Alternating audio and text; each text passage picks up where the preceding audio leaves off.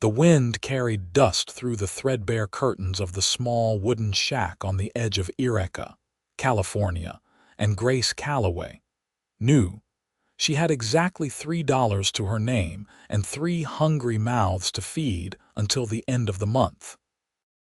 She stood at the washboard behind the general store, her hands raw and bleeding from scrubbing other people's clothes for pennies, while her children waited at home with empty bellies and worn shoes that barely clung to their growing feet. It was 1878, and 2 years had passed since her husband Thomas had been crushed beneath a falling timber at the lumber mill, leaving her with Daniel, who was 8, Sarah, who was 6, and little James, who had just turned 4. The sun beat down mercilessly as Grace wrung out another shirt, her arms aching with exhaustion. She had been working since before dawn, and the pile beside her seemed to grow rather than shrink. Mrs. Henderson, the general store owner's wife, paid her 50 cents for a full day's work, which meant Grace needed to find every odd job she could just to keep a roof over their heads and beans in the pot. "Mama will be home soon," she whispered to herself, thinking of her children waiting in that tiny shack. Daniel tried to be brave, tried to be the man of the house, but he was still just a boy. Sarah helped with James, entertaining him with stories and games made from sticks and stones, but Grace could see the worry in her daughter's eyes, the way she never asked for anything, never complained about the meager portions at supper. The water in the wash basin had gone cold and gray. Grace's back screamed in protest as she bent to lift another heavy, wet sheet. Her vision blurred for a moment, and she had to grip the edge of the basin to steady herself. She had eaten only a small piece of bread that morning, saving the rest for the children. "Madam, you look like you are about to collapse." The voice startled her, and Grace looked up to see a tall cowboy standing a few feet away, his hat in his hands. He had dark hair that curled slightly at his collar, and his eyes were a striking blue that seemed almost out of place in his sun-weathered face. She guessed him to be in his late 20s, maybe 30 at most. "I am fine, thank you," Grace said, straightening her spine despite the pain. She was 26 years old and knew she looked older from the hardship of the past 2 years. Her blonde hair, once her pride, was pulled back in a simple bun, and her dress was patched in more places than she cared to count. "Respectfully, madam, you do not look fine." He took a step closer, and Grace could see genuine concern in his expression. "Name is Ryder Clayton. I just arrived in town looking for work, and I saw you stumbling there." "I did not stumble," Grace protested, but even as she spoke, her knees buckled slightly. Ryder moved quickly, catching her elbow to steady her. "When did you last eat a proper meal?" he asked gently. Grace pulled her arm away, embarrassed by her weakness and by this stranger's attention. "That is none of your concern, Mr. Clayton." "I thank you for your help, but I have work to finish." "You have children?" he asked, and Grace's head snapped up, her eyes narrowing. "Why do you ask?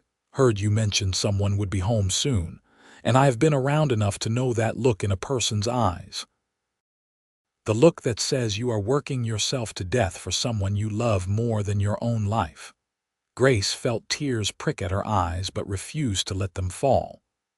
"I have 3 children. They lost their father 2 years ago, and they are waiting for me to come home. So if you will excuse me, Mr. Clayton."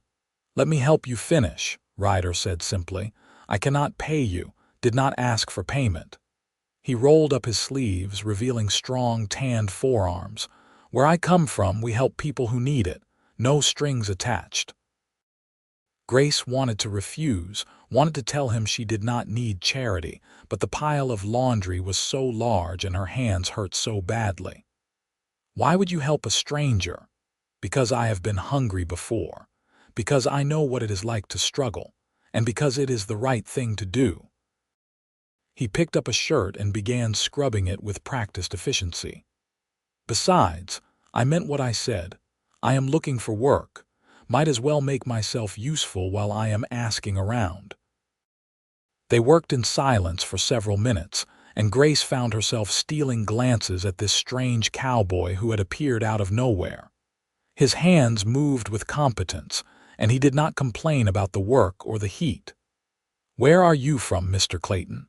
she asked finally. "Please call me Ryder, and I have been all over. Born in Texas, worked ranches in Colorado and Wyoming, came to California looking for something different." He glanced at her with a small smile. "Got tired of moving cattle and eating dust." "There is plenty of dust in Eureka," Grace said, surprised to find herself almost smiling. "Yes, but the scenery is better." His tone was light, almost teasing, and Grace felt her cheeks warm. They continued working, and true to his word, Ryder made quick work of the remaining laundry. By the time they finished, the sun was beginning to sink toward the horizon, casting long shadows across the dusty street. "Thank you," Grace said quietly. "That would have taken me several more hours. You are welcome." Ryder set the last clean item on the line to dry. "Might I walk you home?" "It will be dark soon." Grace hesitated. She did not want anyone to see where they lived, did not want pity for the shabby shack that barely kept out the rain. But she was so tired, and the walk seemed impossibly long. "All right," she agreed. They walked through town, past the saloon where raucous laughter spilled into the street, past the church with its white steeple, past the homes of people who had more than $3 to their names. Grace led him to the edge of town where the buildings gave way to scrub brush and scattered dwellings. "Here," she said, stopping in front of the smallest shack. Through the single window, she could see candlelight flickering, and her heart clenched with love for her children who were trying to make the best of what little they had.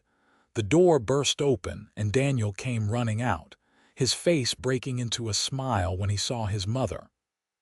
"Mama." "We were getting worried." "I am sorry, sweetheart. The work took longer than expected." Grace pulled him close, then looked at Sarah, who stood in the doorway with James clutching her hand. "Come here, my loves." They rushed to her, and Grace held them tight, breathing in the smell of their hair, feeling the warmth of their small bodies. This was what she worked for, what kept her going when every muscle screamed and her stomach was empty. "Who is that, Mama?" Sarah asked, eyeing Ryder with curiosity. "This is Mr. Clayton. He helped me finish my work today." Grace smoothed Sarah's hair, noting how tangled it had become. She barely had energy to help the children wash and dress properly anymore. "Call me Ryder," he said, crouching down to their level. "And who might you be?" "I am Daniel." "This is Sarah, and that is James." Daniel stood a little straighter, trying to be protective of his family. "Fine names," Ryder said seriously. "Pleased to meet you all." James peeked out from behind Sarah's skirt, his thumb in his mouth. He was so small for four, and Grace worried constantly about whether she was feeding him enough. "Well, I will leave you to your evening," Ryder said, standing. He looked at Grace, and something in his expression made her heart skip. "If you need help again, I will be around town." "Staying at the boarding house on Main Street."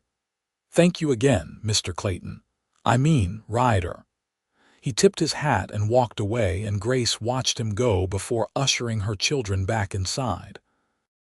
The shack was barely 10 feet by 12 feet, with a single room that served as kitchen, living area, and bedroom.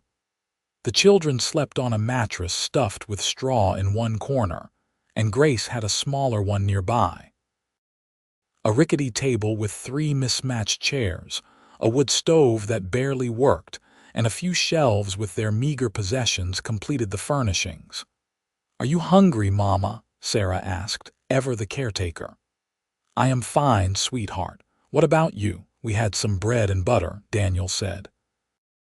"There is a little left for you." Grace's heart ached. The bread and butter had been meant to last 2 more days. "You should have eaten it all. You are growing children." You have to eat too, Mama, Daniel insisted with the stubbornness he had inherited from his father. They sat together at the small table, and Grace forced herself to eat the small portion, knowing her children would not rest if she refused. James climbed into her lap, and she held him close while Sarah and Daniel told her about their day. "We found a bird's nest," Sarah said excitedly, "with 3 eggs in it. We did not touch them, though, because Mama said we should not disturb the birds." "That was very good," Grace said, kissing the top of her head. "Mama, who was that man?" Daniel asked again, his young face serious. "Just someone who was kind enough to help me today." "Will we see him again?" "I do not know, sweetheart." But even as she said it, Grace found herself hoping she would see Ryder Clayton again, and the thought both comforted and frightened her. Over the next few days, Grace returned to her endless round of odd jobs. She took in mending, scrubbed floors, and did laundry for anyone who would pay. Her hands became more cracked and raw, and she developed a cough that would not go away. On Thursday afternoon, while she was hanging laundry behind the general store again, Ryder appeared. He was leading a beautiful chestnut horse and carrying a bundle under his arm. "Good afternoon, Grace," he said, and she realized it was the first time he had used her first name. "Good afternoon, Ryder." She wiped her wet hands on her apron. "Did you find work?" "I did. Been hired on at the Sullivan Ranch, about 5 miles outside town. Good honest work with cattle and horses." He shifted the bundle in his arms. "I brought something for you and the children." "Oh, I cannot accept gifts," Grace said quickly. "It is not charity. Think of it as payment for the company. This town can be lonely for a newcomer." He held out the bundle. "Please, it would make me happy to know you took it." Slowly, Grace accepted the bundle. When she unwrapped it, she found fresh bread, cheese, apples, and a small sack of dried beans. Her eyes filled with tears. "Ryder, this is too much. It is just food. And I noticed James looked a bit thin the other day. Growing boys need to eat." His voice was gentle, without a trace of pity, and somehow that made it easier to accept. "Thank you," she whispered. "There is something else I wanted to ask you," Ryder said, and Grace looked up at him. "I know you are working yourself to exhaustion, trying to provide for those children, and I know what it is like to be alone in the world. I was wondering if maybe you would let me help. Not just with food, but with other things. Firewood, repairs to the house, anything you need."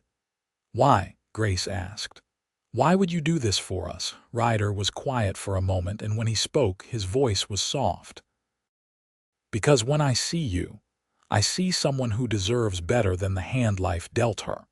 Because those children deserve to see their mother smile instead of working herself into an early grave. And because, if I am being honest, I have not been able to stop thinking about you since the day we met." Grace's breath caught in her throat. No one had spoken to her like that since Thomas, and even he had been more practical than romantic. "I am not asking for anything in return," Ryder continued quickly. "I am not trying to take advantage or expect anything from you. I just want to help." "Let me help, Grace, please." She looked into his blue eyes and saw only sincerity. Something in her chest, something that had been locked tight since Thomas's death, began to crack open. "All right," she said quietly. "You can help." The smile that spread across Ryder's face was like sunrise, and Grace found herself smiling back. True to his word, Ryder began stopping by regularly. He came after his work at the Sullivan Ranch, often bringing food or small necessities. He repaired the holes in the roof, fixed the wood stove so it actually heated properly, and brought enough firewood to last through the winter. The children adored him. Daniel followed him around like a shadow, asking endless questions about horses and cattle. Sarah brought him wildflowers she had picked, and James began calling him Mr. Ryder in his sweet, lisping voice. Grace tried to maintain some distance, tried to remind herself that she could not rely on anyone but herself. but it was becoming harder and harder to resist the warmth that spread through her chest whenever Ryder appeared. One evening, about a month after they had met, Ryder stayed for supper. Grace had managed to make a decent stew with the supplies he had brought, and they all sat crowded around the small table. "Tell us a story, Mr. Ryder," Sarah begged. "What kind of story would you like?" "A story about cowboys and horses," Daniel said eagerly. Ryder launched into a tale about a wild Mustang he had once helped to tame, and the children listened with rapt attention. Grace watched him, saw the way he made her children laugh, saw the kindness in his eyes, and felt something shift inside her. After supper, Ryder helped her wash the dishes while the children played outside in the last light of day. "They are wonderful children," he said. "You have done an amazing job raising them." "I am just trying to keep them alive," Grace said, scrubbing a pot with more force than necessary. "You are doing more than that. You are teaching them to be kind, to be strong, to love. That is not nothing, Grace." She set down the pot and turned to face him. "Why are you really doing this, Ryder? And please be honest with me." He dried his hands on a towel and looked at her directly. "I am doing this because I am falling in love with you. I have been since the first moment I saw you, fighting to stay on your feet, too proud to ask for help. I am doing this because I see a future with you and those children, if you will have me. I am doing this because I want to wake up every morning knowing I get to see your face, hear your voice, help raise those beautiful children in love instead of just survival." Grace's heart pounded in her chest. "You barely know me. I know enough. I know you are strong and brave and loving. I know you would sacrifice anything for your children. I know that when you smile, which is not often enough, it lights up your whole face. I know I want to spend the rest of my life making sure you have reasons to smile." "I am not ready," Grace said, but even as she spoke, she knew it was not entirely true. "I know. And I will wait. I will wait as long as it takes, Grace. I am not going anywhere." He left shortly after, and Grace sat on the edge of her bed, her head in her hands. She had loved Thomas, had mourned him deeply, but what she felt stirring in her heart for Ryder was different. It was intense and frightening and wonderful all at once. The weeks turned into months, and Ryder became a fixture in their lives. He taught Daniel to ride on his horse, patiently holding the boy steady until he got the hang of it. He helped Sarah learn her letters, praising her efforts with genuine enthusiasm. He played simple games with James, making the little boy shriek with laughter. And with Grace, he was patient and respectful, never pushing, but always there. He brought her small gifts, thoughtful things like a new hairbrush when he noticed hers was broken, or a warm shawl when the weather turned cold. Grace found herself looking forward to his visits, found herself thinking about him during the long hours of work. Her feelings were growing stronger, and it terrified her. One Sunday, Ryder asked if he could take them all to church and then on a picnic afterward. Grace agreed, and she dressed the children in their best clothes, which were still shabby but clean. She wore her only good dress, a faded blue cotton that had been her Sunday best for years. When Ryder saw her, his eyes widened. "You look beautiful." Grace felt her cheeks flush. "Thank you." They walked to church together, and Grace noticed the looks from other townspeople. Some were curious, some disapproving. Mrs. Henderson, who employed Grace for laundry, frowned at them. "Let them look," Ryder said quietly, offering her his arm. "You have nothing to be ashamed of." After the service, they rode in a wagon Ryder had borrowed to a spot by the creek, where trees provided shade and the water burbled over smooth stones. Ryder had packed a basket full of food, more than Grace had seen in one place in 2 years. The children ran off to explore, staying within sight but giving the adults a bit of space. "This is wonderful," Grace said, looking around at the peaceful scene. "Thank you for arranging it. "It is my pleasure."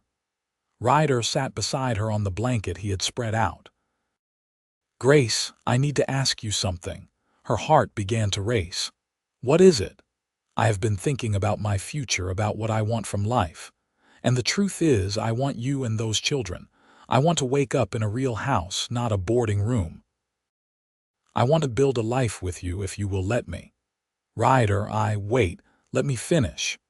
He took her hand, and the warmth of his touch sent shivers through her. "I know you loved your husband. I am not asking you to forget him or to stop loving his memory. But I am asking you to let me love you too. Let me help you raise those children in love, not just survival.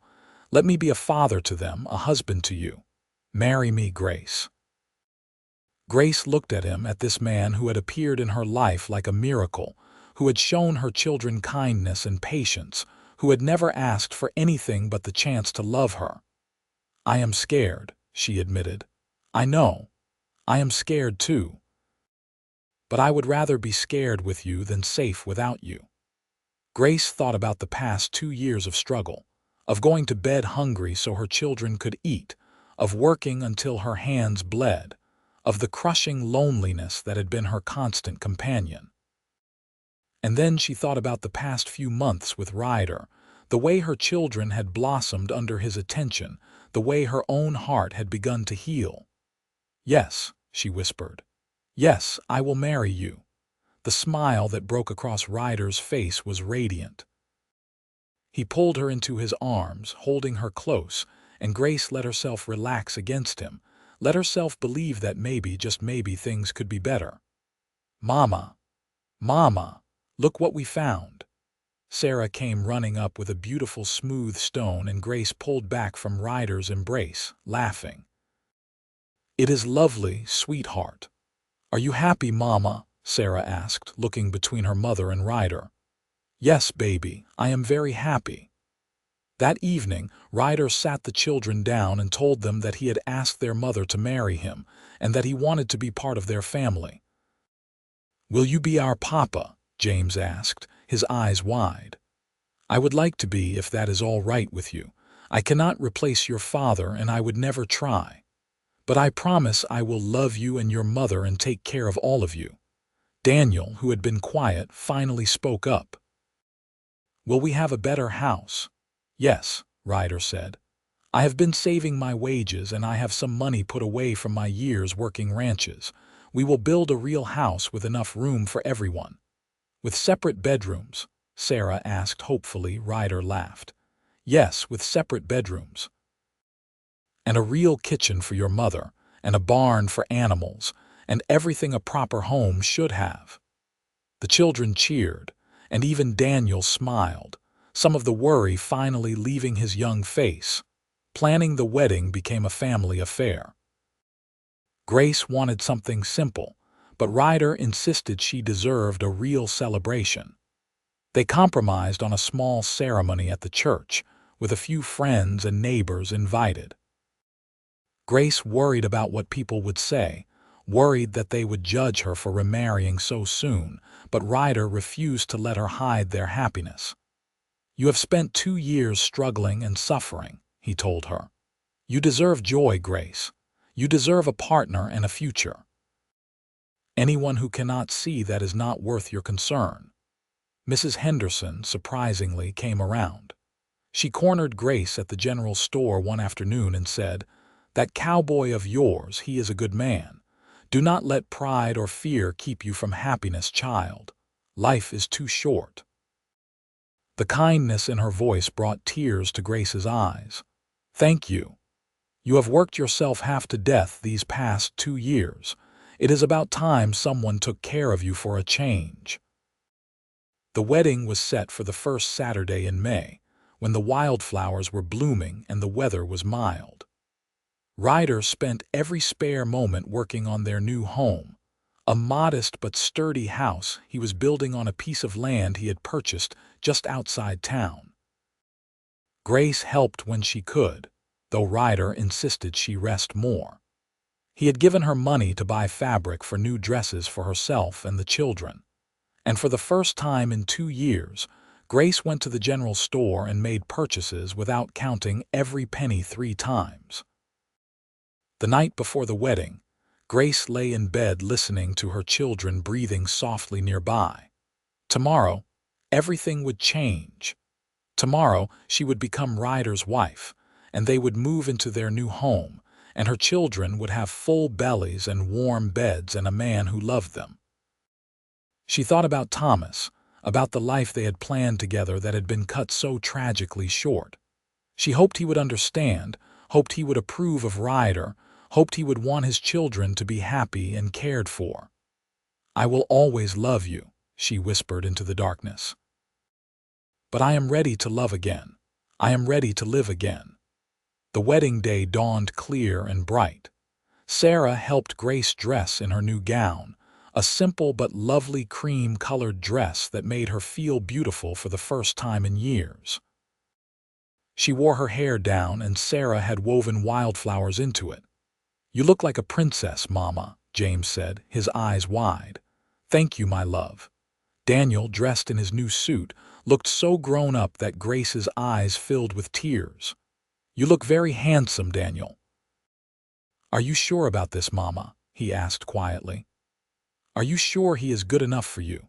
Grace knelt down and took his hands. "I am sure. Ryder is a good man and he loves us all very much. He will never replace your father, but he will be a wonderful addition to our family." Daniel nodded slowly. "He taught me to ride a horse, and he fixed my wagon when it broke, and he makes you smile, Mama. You never smiled before he came. Then you approve?" "I approve." The ceremony was small but beautiful. The church was decorated with wildflowers, and several townspeople had come to witness the union. Grace walked down the aisle with all 3 of her children, and when she reached Ryder, the look in his eyes took her breath away. "You are the most beautiful woman I have ever seen," he whispered. The pastor spoke about love and commitment, about building a life together, about the responsibility of raising children.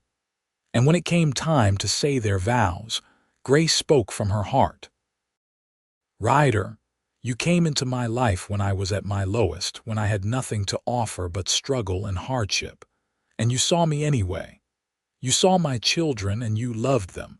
You gave us hope when I had forgotten what that felt like. I promise to love you, to stand by you, to build a life with you that is filled with joy and laughter and love." Ryder's voice was thick with emotion when he spoke. "Grace, I promise to love you and your children for all my days. I promise to be a good husband and a good father. I promise to work hard to give you the life you deserve. I promise that you will never go hungry or cold or scared again. I will love you, honor you, and cherish you until my last breath." When they kissed, sealing their vows, Grace felt complete in a way she had not since Thomas died. She felt safe, she felt loved, she felt like maybe, finally, everything would be all right. The celebration afterward was simple but joyful. Neighbors brought food and well wishes. The children ran around playing with other youngsters, their laughter ringing through the air. And Grace, for the first time in 2 years, allowed herself to simply be happy. As the sun began to set, Ryder lifted Grace into the wagon, and they drove to their new home with the children bouncing excitedly in the back. The house was not large, but it was solid and well built. There was a main room with a proper kitchen, 2 bedrooms, and a loft where the children would sleep. There was glass in the windows and a sturdy roof and a wood stove that actually worked. "It is beautiful," Grace said, tears streaming down her face. "This is just the beginning," Ryder promised. "We will make this a real home, filled with love and laughter." The children rushed inside, exclaiming over the space, the real beds, the shelves Ryder had built for their few possessions. Sarah found the rag doll Ryder had purchased for her and burst into tears of joy. Daniel discovered the wooden horse Ryder had carved for him, and James found a soft blanket that was just his, made of the warmest wool. That night, after the children were asleep in their new beds, Grace and Ryder sat together on the porch, watching the stars come out. "Are you happy?" Ryder asked, his arm around her shoulders. "I am more than happy. I am content. I am hopeful. I am loved." "You are very loved," Ryder said, kissing her forehead. "By me and by those children, and I promise I will spend every day trying to make you even happier." "You already have." "You have given me back my life, Ryder. You have given my children a future. I do not know how I will ever thank you." "You already have by saying yes, by trusting me, by letting me love you." They sat in comfortable silence for a while, and then Ryder said, "Grace, there is something I need to tell you." "What is it?" "I know we are just starting our life together, and I know you have been through so much. But I want you to know that I would love to have more children with you someday, if you want that too. I want to fill this house with love and laughter and little ones." Grace felt warmth spread through her chest. She had thought her childbearing days were over, thought she would only ever have the 3 beautiful children Thomas had given her.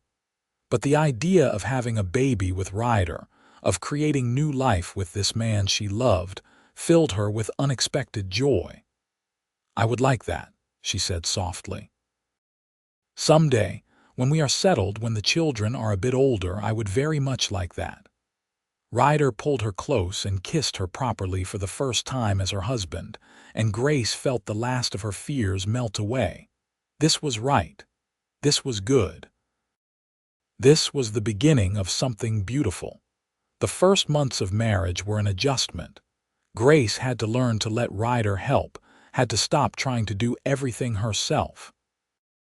Ryder had to learn the rhythms of family life, the needs of 3 young children, the ways to support Grace without overwhelming her.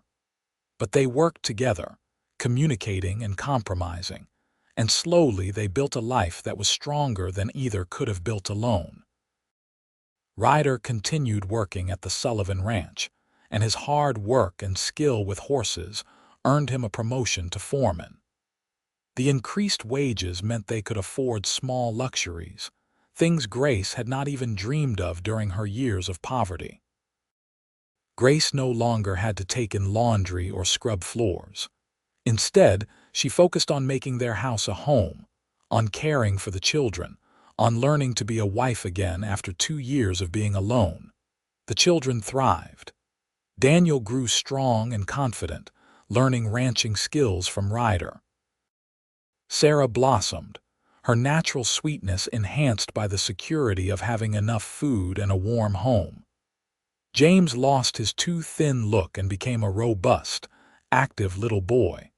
And Grace, for the first time in years, began to remember what it felt like to simply live instead of just survive. One evening in late summer, Grace realized her monthly courses had not come. At first, she attributed it to stress or adjustment, but as weeks passed and other signs appeared, she knew. She told Ryder on a quiet evening after the children had gone to bed. They were sitting together in the main room and Grace took his hand. "Ryder, I have something to tell you." He looked at her, concern in his eyes. "What is it? Are you all right?" "I am fine. Better than fine, actually." She took a deep breath. "I am with child." The expression on Ryder's face was one Grace would treasure forever. Joy, wonder, love, all mixed together into something so pure it made her heart ache. "Truly?" he asked, his voice barely a whisper. "Truly." He pulled her into his arms, holding her carefully as if she were made of glass. "Thank you," he said into her hair. "Thank you for this gift, for trusting me, for building this life with me." "Thank you for loving me," Grace said. "Thank you for loving my children. Thank you for showing me that life could be good again." They told the children a few weeks later when Grace was certain the pregnancy would hold. The reactions were mixed but ultimately positive. "A baby," Sarah squealed, clapping her hands together. "Oh, I have always wanted a baby to help care for." Daniel was more reserved but pleased. "Will it be a brother or a sister? We will not know until the baby arrives," Grace said. "But either way, it will be a blessing." James, at 5 years old, did not quite understand but was excited because everyone else was excited. As Grace's belly grew, so did their happiness. Ryder built a cradle from smooth wood, carving intricate designs into the sides. Sarah sewed tiny gowns from fabric scraps. Daniel whittled a small rattle. Even James contributed, picking the softest wildflowers to decorate the nursery corner of the bedroom. The pregnancy was not easy. Grace was older now, and she had been through so much hardship. But Ryder was attentive and loving, making sure she rested, ate well, and did not overwork herself. On a cold February morning in 1880, Grace went into labor. Ryder sent Daniel to fetch the midwife while he stayed with Grace, holding her hand, wiping her brow, speaking words of encouragement. The labor was long and difficult, but when the baby finally arrived, a healthy, squalling boy with dark hair and his father's blue eyes, Grace felt nothing but pure love. "A son," the midwife said, placing the baby in Grace's arms. "A fine, healthy son." Ryder looked at his child with wonder, his eyes shining with tears. "He is perfect. You are perfect." "What shall we name him?" Grace asked. They had discussed names, but now that the baby was here, Ryder hesitated. "I was thinking, if you agree, we could name him Thomas, after your first husband." So the children always remember their father. Grace's eyes filled with tears. This gesture, this recognition of the man who had come before, meant more to her than she could express. "That is beautiful. Yes, we will call him Thomas. Thomas Ryder Clayton." When the children were allowed in to meet their new brother, their reactions were precious. Sarah immediately wanted to hold him, promising to be careful. Daniel studied the baby with serious eyes before pronouncing him acceptable. James peeked at the baby and then announced he was hungry, making everyone laugh.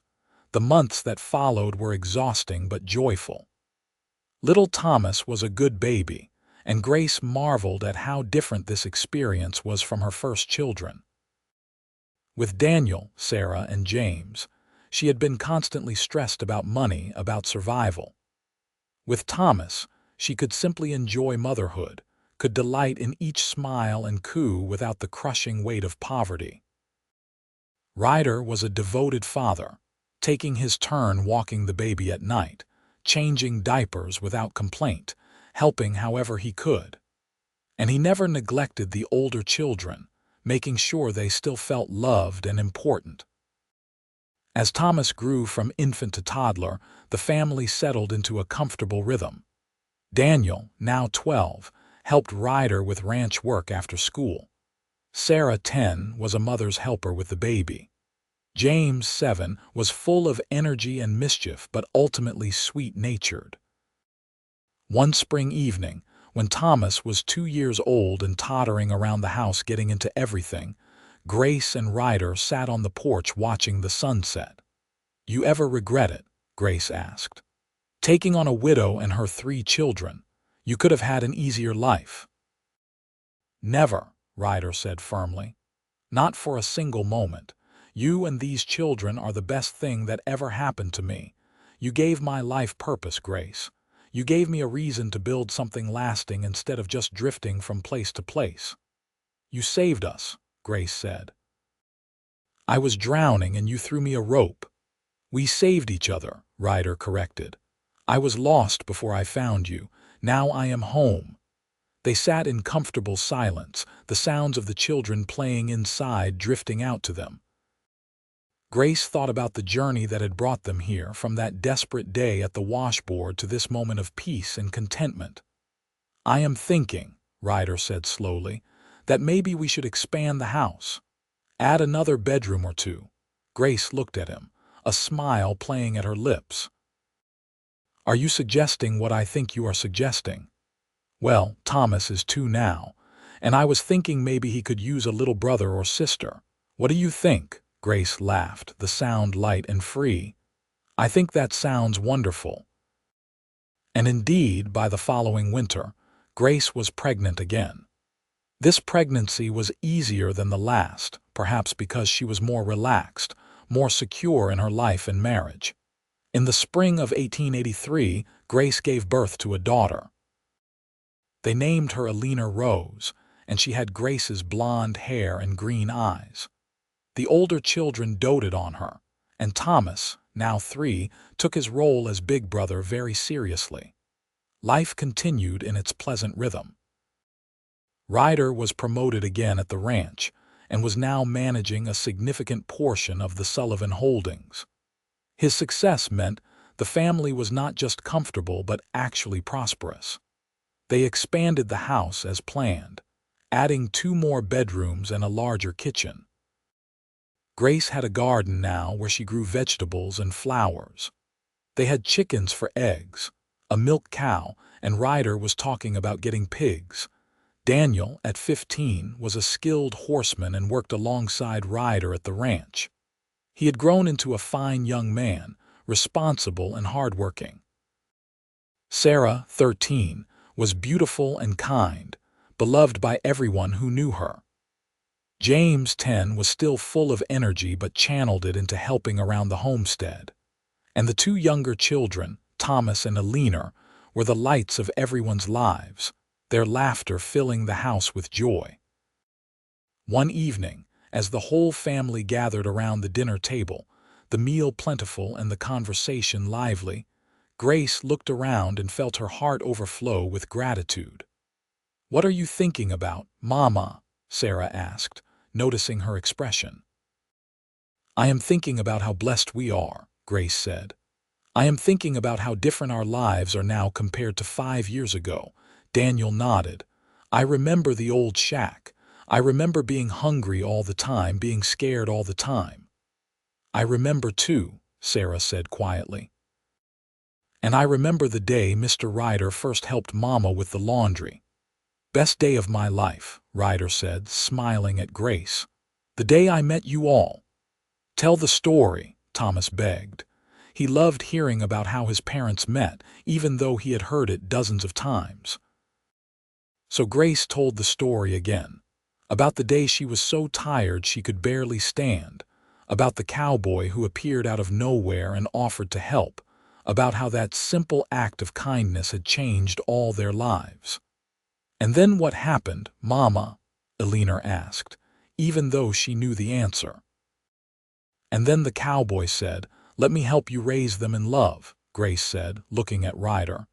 "And he has kept that promise every single day since." "Every day," Ryder agreed, reaching across the table to take her hand. "And I will keep keeping it for the rest of my life." The years continued to pass, each one bringing new joys and challenges. Daniel grew up and married a sweet girl named Mary from a neighboring ranch. They built a house nearby and had children of their own, making Grace and Ryder grandparents while still in their 30s. Sarah became a teacher, beloved by her students, known for her patience and kindness. She eventually married a shopkeeper named William, and they had a happy life in town. James decided ranching was not for him and went to San Francisco to learn the newspaper business. He wrote long letters home, full of stories about city life, and visited whenever he could. Thomas and Alina grew up secure and loved, never knowing the poverty and fear that had marked their older siblings' early years. They became confident, happy young people, ready to make their own marks on the world. Through it all, Grace and Ryder's love only deepened. They weathered storms together, celebrated victories together, and built a legacy that would extend far beyond their own lives. On their 20th wedding anniversary, Ryder planned a special celebration. He arranged for all the children and grandchildren to gather at the house, which had been expanded yet again over the years to accommodate the growing family. As Grace looked around at the crowded, noisy, joyful gathering, she could hardly believe this was her life. There was Daniel with Mary and their 4 children, Sarah with William and their 2, James, home from San Francisco with stories of his adventures, Thomas, now a young man of 22 courting a rancher's daughter. Eleanor, 18, preparing to go to teacher's college. And in the middle of it all, Ryder, his dark hair now streaked with gray but his blue eyes still as bright as ever, looking at her with the same love he had shown that very first day. "What are you thinking about?" he asked, coming to stand beside her. "I am thinking about that scared, exhausted woman at the washboard 20 years ago. I am thinking about how far we have come, how much we have built together. Do you have any regrets?" "Not a single one. You gave me everything, Ryder.